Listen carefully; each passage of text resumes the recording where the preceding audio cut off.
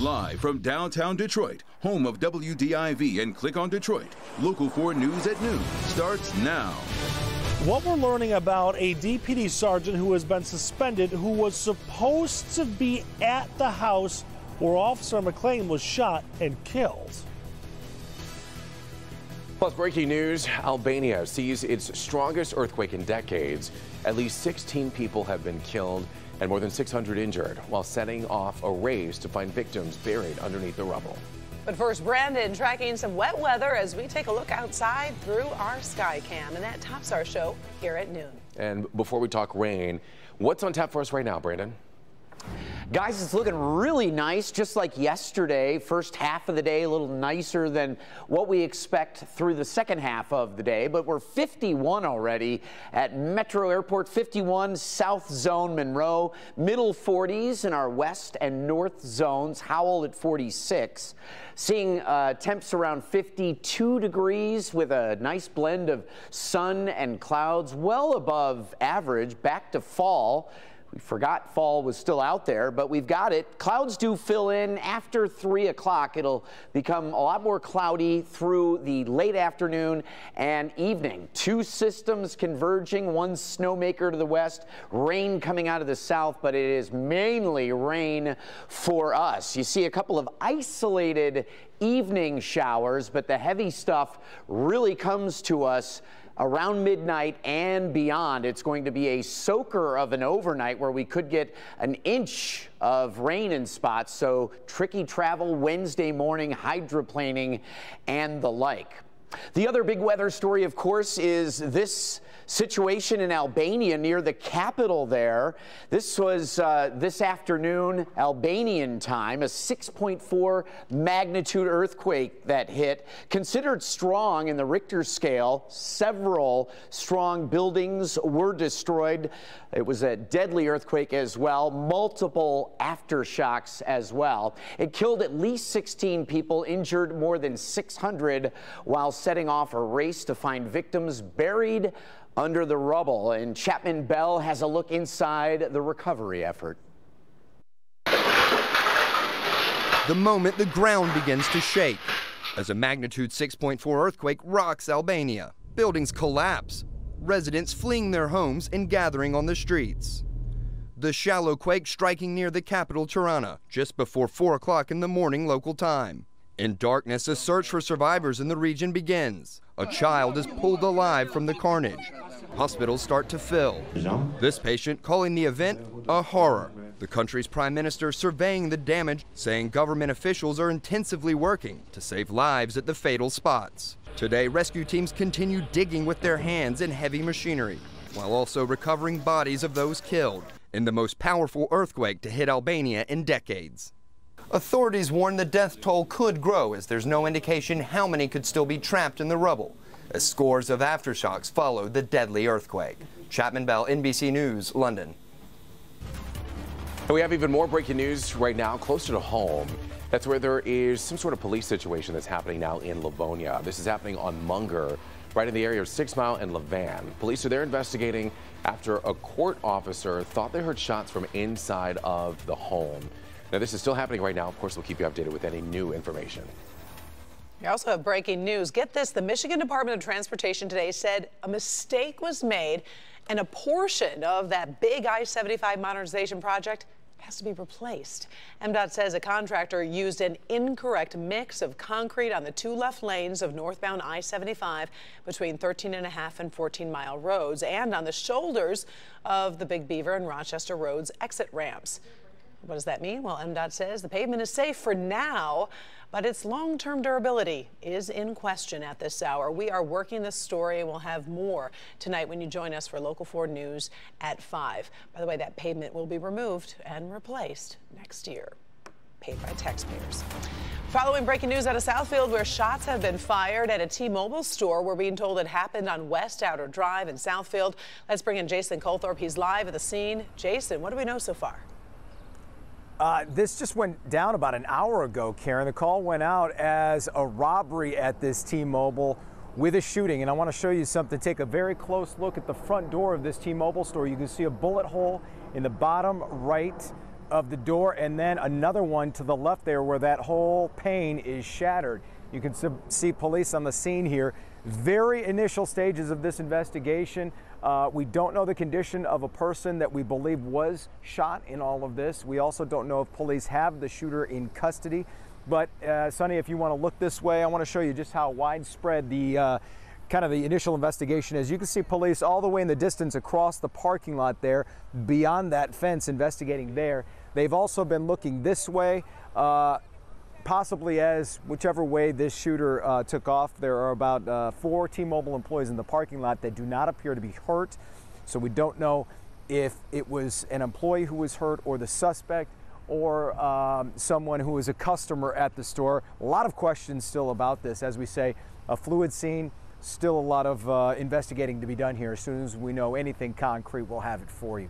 Live on the west side, Jason Colthorpe, Local 4. All right, thank you, Jason. We have new information this afternoon as Detroit police are searching for the gunman who shot and injured a woman and her grandson overnight in a home on the city's west side. Investigators say a 61-year-old woman and her 25-year-old grandson were inside of the home on Metatol, right near Schoolcraft and Greenfield, when a man came into that home and shot both of them. Let's get live now to our Victor Williams, who joins us from the scene there. Victor, what are you learning? Well, this really couldn't have happened at a worse time for the family that lives in this home right here on Detroit's west side.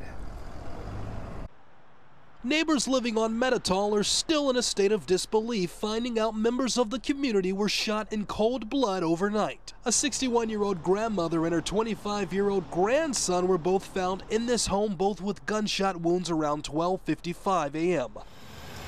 Neighbors say the two recently moved in the home just months ago. Both victims were transported to the hospital, the grandson in critical condition and the grandmother in temporary serious condition. No one nearby heard any gunshots. Police have a reason to believe, however, that someone broke inside and for some reason just shot the two. It's a serious crime that has everyone nearby concerned, especially when there are so many questions as to who would want to hurt this family, especially in such a tight-knit community. They haven't been there that long. It's sad. It's a sad situation, but what can we do? We all stick together as a community. You just got to look out for each other. And of course, this is under investigation. Police need your help in finding the person who's responsible for doing this to this family just days before Thanksgiving. If you know anything, you're advised to leave a tip with Crime Stoppers at 1-800-SPEAK-UP. Reporting live out here, Victor Williams, Local 4. All righty, Victor, thank you. It was a somber and emotional memorial for fallen Detroit police officer Rashean McLean. This is video from that memorial held last night. This afternoon, we're learning more about a Detroit police sergeant actually suspended for what happened the night Officer McLean was killed. Nick Monticelli takes a closer look at those developments. Good afternoon. All of this news came during the memorial service for Officer McLean, and what we're learning is that he actually requested a supervisor to come out. That sergeant was assigned, but the sergeant just never showed up. My chains are gone. He was a hero to the community, but he was also a very, very special member of our family, and we have a giant hole in our heart right now. Hundreds showed their support at Officer McLean's memorial last night, but while that was happening, a parallel conversation. Chief Craig has suspended a sergeant who should have been there when 2 Detroit officers were shot and Rashean McLean was killed. We are aware and saw a video that supports it. He did not go to the scene. Grave concern for me and my team, so much so that we've opened an investigation. Chief Craig says Officer McLean requested a sergeant and one was assigned, but never showed up, not responding to the scene. Yet he was a block away when the gunshots began. There's an allegation of neglect of duty, and it's serious enough for me to take immediate action and open an investigation. And that's why I decided to initiate a suspension. The sergeant in question has been a sergeant for about 1.5 years and is currently suspended with pay. Him being there that night may not have changed the outcome, but it's certainly worth the question. When we talk about a critical incident, we need to have adequate supervisory management. Decisions can be made. I'm not going to get into whether if he was there, if it would save the life. I don't think at this point we're talking about that. Now, as you heard, the sergeant has been suspended, but with pay, the Detroit Police Commission will have to decide if they're going to dock his pay. I'm Nick Monticelli, Local 4. Thank you, Nick. Also making headlines this noon, there was a security alert in Washington that saw a partial evacuation of the U.S. Capitol. This happened when a small airplane violated restricted airspace around the Capitol. Military aircraft were put on alert. The White House and other important government buildings were placed on lockdown, but after about 20 minutes, it was determined that plane posed no threat and the alert was lifted. A victory for Democrats in court is adding fuel to the impeachment inquiry. The decision limits immunity for officials, and that could mean more testimonies and depositions. A federal judge ruled former White House counsel Don McGahn must testify before Congress, delivering a blow to President Trump's efforts to stonewall the impeachment inquiry. The decision struck down the Trump administration's previous claims that officials are immune from complying with House subpoenas. In a scathing 118-page decision, the U.S. District Judge wrote, "Stated simply, presidents are not kings," adding, "Absolute immunity from compelled congressional process simply does not exist." We've been defied in our attempts to have proper oversight that the Constitution allows us because of this administration's stonewalling, and so it's good that the judge agreed with us. It's the law. Its oversight is American as apple pie. White House officials insist the Justice Department will appeal the decision, adding they are confident that the important constitutional principle advanced by the administration will be vindicated. Back in May, the White House blocked McGahn from complying with a House Judiciary subpoena after the Mueller report revealed he witnessed several instances of Trump attempting to interfere with the Russia investigation. Now McGahn's lawyer says he'll comply unless a stay is issued. The ruling could factor in House Democrats' push to have other Trump officials, like Acting Chief of Staff Mick Mulvaney and former National Security Advisor John Bolton, testify. I think it's a message to all the witnesses who have obstructed in the White House for telling them not to appear. It's time to show up. While McGahn could be compelled to appear, the judge's ruling made it clear he might still be able to refuse to answer questions, citing executive privilege. Still, House Democrats are working furiously to expedite the impeachment process. Intelligence Chairman Adam Schiff wrote in a statement, "The testimony and documents we have succeeded in acquiring reveal a fact pattern that is overwhelmingly unchallenged and damning." The Intelligence Committee has done the fact-finding. We can't be held up for months at a time through frivolous appeals of very well-reasoned decisions. We've got to move forward. The president won his own victory with the Supreme Court temporarily blocking the release of his financial records. But he has until next Thursday to appeal a lower court's ruling to turn them over to House investigators. Still to come, U.S. Customs and Border Protection rejected the Center for Disease Control's recommendation of giving migrants in detention flu vaccinations. We'll tell you why the agency is refusing to provide this for people in their custody. Plus, a record number of holiday travelers are expected to be on the move this Thanksgiving week, but a triple threat of major storms could create some travel headaches on the ground and in the air.